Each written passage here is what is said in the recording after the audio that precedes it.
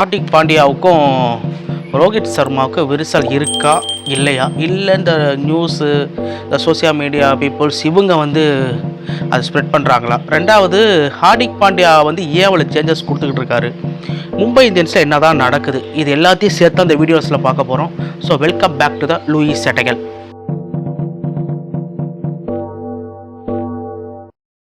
இப்போ பார்த்தீங்க அப்படின்னா மும்பை இந்தியன்ஸ் டீம் இது கிட்டத்தட்ட ஒரு சூப்பர் டீம். மும்பை இந்தியன்ஸ் டீமில் என்ன நடக்குது அப்படிங்கிறத ஸ்டெப் பை ஸ்டெப்பாக சொல்கிறேன், நீங்கள் நோட் பண்ணிக்கோங்க, பார்த்துட்டு நீங்களே முடிவு பண்ணிக்கோங்க. ஆரம்பத்தில் பாலிவுட் பல நடிகைகளாக இருக்கட்டும், பாலிவுட் ஆக்டர்ஸாக இருக்கட்டும், இந்த ஓப்பனிங் செரிமோனி ஐபிஎல் ஆரம்பிக்குது பார்த்தீங்களா, அந்த டைமில் எல்லாமே கங்குலி இருந்தாப்புல, சச்சின் இருந்தாப்புல. சச்சின் மும்பைக்கு, கல்கத்தாவுக்கு கங்குலிக்கு. ஸோ எல்லாமே சான்ஸ் கிடைக்கிறதுக்காகவும், கிடைச்ச சான்ஸை தக்க வச்சுக்கிறதுக்காகவும், அந்த ஓப்பனிங் செரிமனியில் ஆடணுன்னா ஒரு தமிழ் ஆக்ட்ரஸ் கூட மேக்ஸிமம் ஆட மாட்டாங்க, எல்லாம் பாலிவுட் தான். அங்கே இருக்கிற கித்தார் வாசிக்கிறதுலேருந்து A to Z வரைக்கும் பாலிவுட் தான். ஸோ அப்பேற்பட்ட அந்த பாலிவுட் மாஃபியா என்ன பண்ணுது அப்படின்னு பார்த்தீங்கன்னா, மும்பை தான் அடிக்கும் கப்பு, கல்கத்தா தான் அடிக்கும் கப்புன்னு சொல்லிட்டு தான் மாற்றி மாற்றி இன்டர்வியூஸ்லாம் கொடுத்துக்கிட்டு இருக்காங்க. இன்னொரு சைடு தோனிக்கு யாருமே சப்போர்ட் பண்ணல, அப்படியே சைலண்ட்டாக போயிட்டுருக்காரு, கப்லாம் அடித்து வேறு லெவலில் இருக்கார். அதாவது மும்பை கப் அடிக்கிறதுக்கு முன்னாடியே சென்னை பாஷாவாக ஐபிஎல்லில் மகுடம் சூட்டிக்கிட்டு இருக்கு.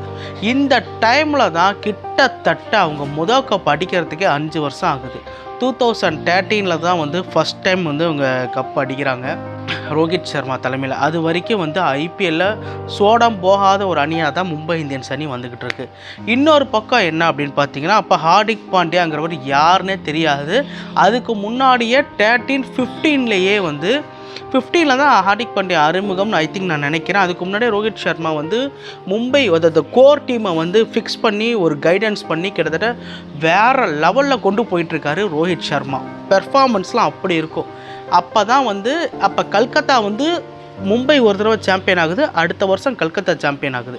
இவங்க இப்போ அதை சொன்ன அந்த மும்பை சென்னையே ஐபிஎல் ஆரம்பித்து 5-6 வருஷம் கழித்து தான் சாம்பியன் லிஸ்ட்டுக்குள்ளேயே உள்ளே வந்துக்கிட்டு இருக்காங்க. அப்படி இருக்கும் பட்சத்தில் இப்போ ரோஹித் சர்மாவோட பேர் நல்லா அடிபடுது, அவருக்கு கேப்டன்சி ஸ்கில் இருக்குதுன்னு தெரிய வருது.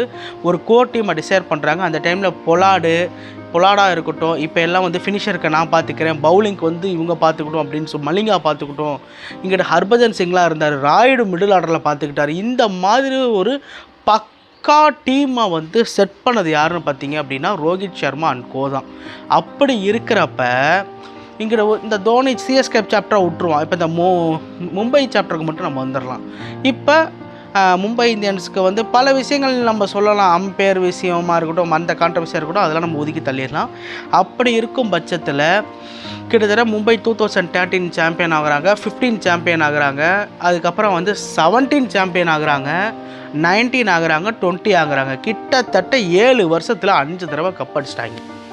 அப்படி இருந்த ஒரு ரோஹித் சர்மாவை இப்போ நீங்கள் கிளிப்ஸில் பார்த்துருப்பீங்க, ஹார்திக் பாண்டியா அதை பண்ணிட்டாரு, இதை பண்ணிட்டாரு, அதை பண்ணிட்டாரு, இதை பண்ணிட்டாரு அப்படின்னு சொல்லிட்டு கிட்டத்தட்ட ஏகப்பட்ட சென்சேஷனல் நியூஸை நீங்கள் வளம் வரதாக பார்த்துருப்பீங்க.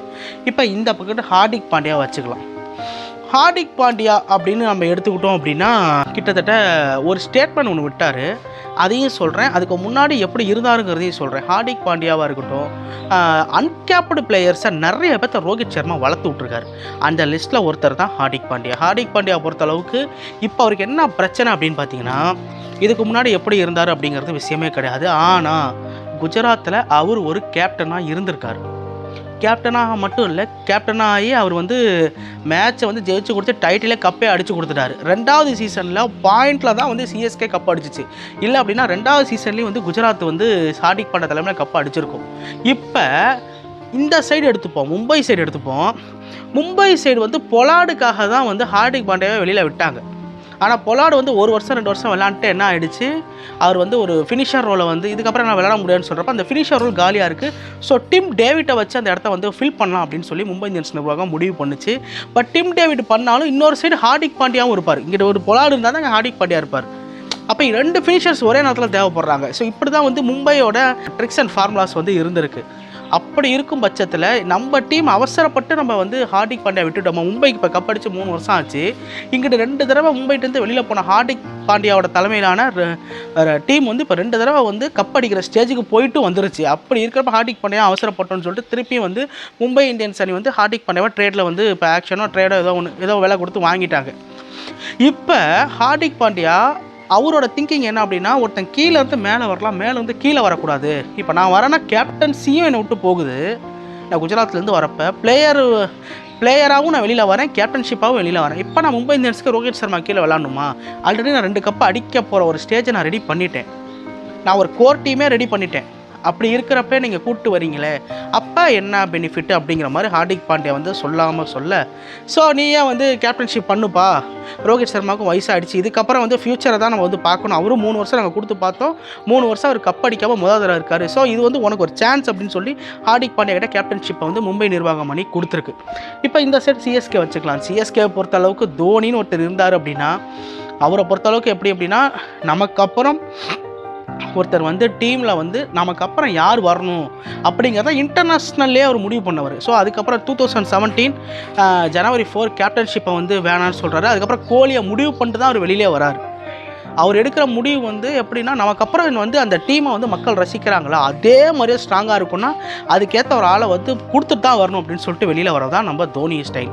இந்த சைடு எப்படி அப்படின்னா, ஒரு பக்கம் 5 கப்பு அறுவடை செஞ்ச ரோஹித் சர்மா, இன்னொரு பக்கம் அவரை மாதிரியே டிக்டோவாக இருக்கிற ஹார்திக் பாண்டியா, ஒரு உரையில் ஒரு கத்தி தான் இருக்கணுங்கிற சண்டை தான் இப்போ மும்பை இந்தியன்ஸில் போயிட்டுருக்கு. ஸோ நம்ம பார்க்குற விஷயம் வந்து இது ஹார்திக் பாண்டியா மேலே தப்பா, இல்லை மும்பை இந்தியன்ஸ் நிர்வாகம் மேலே தப்பா, இல்லை ரோஹித் சர்மா மேலே தப்பா அப்படின்னு தெரில. ஏன்னா ரோஹித் சர்மா ஒன்றும் குறைஞ்சபட்சம் இல்லை. அவர் வந்து பார்த்திங்கன்னா இப்போ வேர்ல்டு கப்பு வந்து எடுத்துக்கோங்க, எல்லா மேட்சும் ஜஸ்ட் ஆஸ்திரேலியா மட்டும்தான் தோத்தார். அவர் ஒன்றும் சாமானியமாக இல்லை, ரொம்ப ஸ்கில்லு தெரிஞ்ச மனுஷன். டெக்னிக்கலாக வந்து அவர் ப்ராபப்ளி ஒரு நல்ல ஒரு பேட்ஸ்மேன், நல்ல ஒரு கேப்டன்சி ஸ்கில் இருக்கிறவர். ஹார்திக் பாண்டியா ஒரு ஸ்டேட்மெண்ட் கொடுத்துருப்பாரு, என்ன அப்படின்னா, ஆனால் ராங் ஸ்டேட்மெண்ட் தான், நானே ஒத்துப்பேன். அந்த ஸ்டேட்மெண்ட்டை பார்த்த உடனேயே தெரிஞ்சு போச்சு இது யாருக்கு போகுது அப்படின்னு சொல்லிட்டு. சிஎஸ்கே நிர்வாகம் தான் அணியில் வர ஆட்களை பெஸ்ட்டாக ஆக்கி ட்ராஃபியை வின் பண்ணும், மும்பை இந்தியன்ஸ் அணி பெஸ்ட்டான ஆளுங்களை ட்ரேட் பண்ணி கப்பை ஜெயிக்கும் அப்படின்னு சொல்லியிருப்பார். சிஎஸ்கே அணி தான் அணியில் யார் இருந்தாலும் அவங்கள க்ரூம் பண்ணி கப்பு ஜெயிக்கும். மும்பை இந்தியன்ஸ் அணி நல்லா கேட்டுக்கோங்க, பெஸ்ட்டான பிளேயர்ஸை சூஸ் பண்ணி ட்ரேட் பண்ணி கப்பு ஜெயிக்கும். இது ஆக்சுவலாக வந்து முற்றிலும் தவறு. உண்மையாக சொன்னால் சிஎஸ்கேல தான் ஸ்டார் பிளேயர்ஸ் இருக்காங்க. சிஎஸ்கேல தமிழ் பிளேயர்ஸை வந்து எப்படி சொல்கிறது, அது உள்ளூர் மாடு விலை போகாதுங்கிற மாதிரி தான் ட்ரீட் பண்ணுவாங்க. சாய் சுதர்சனாக இருக்கட்டும், கைக்வாட் எப்படி வந்தாருங்கிறீங்க? தோனி ஒரு வார்த்தை சொல்லுவார், இங்கே இருக்கிற யங்ஸ்டர் ஸ்பார்க் இல்லைன்னு சொன்ன அந்த ஒத்த வார்த்தையில் உண்டாகி இன்றைக்கி ஸ்பார்க் ஆகி ஓப்பனிங் பேட்ஸ்மேன் ஆகி இன்றைக்கி கேப்டன்ஷிப் ஆனது தான் கைக்வாட். ஸோ ருத்ராஜ் கைக்வாடோட ஸ்டோரி அதுதான். ஸோ அதே மாதிரி தான் நம்மளோட தமிழ் பிளேயர்ஸ்லாம் பாருங்கள் சிதறிக்கிட்டு கிடக்கிறாங்க. சாய் சுதர்சன், எத்தனை பிளேயர்ஸு, அஸ்வினா இருக்கட்டும், எல்லாம் வேறு, தினேஷ் கார்த்திக், எல்லாம் வெவ்வேறு ஸ்டேட்டு வெவ்வேறு இதில் தான் விளையாண்டுட்டு இருக்காங்க.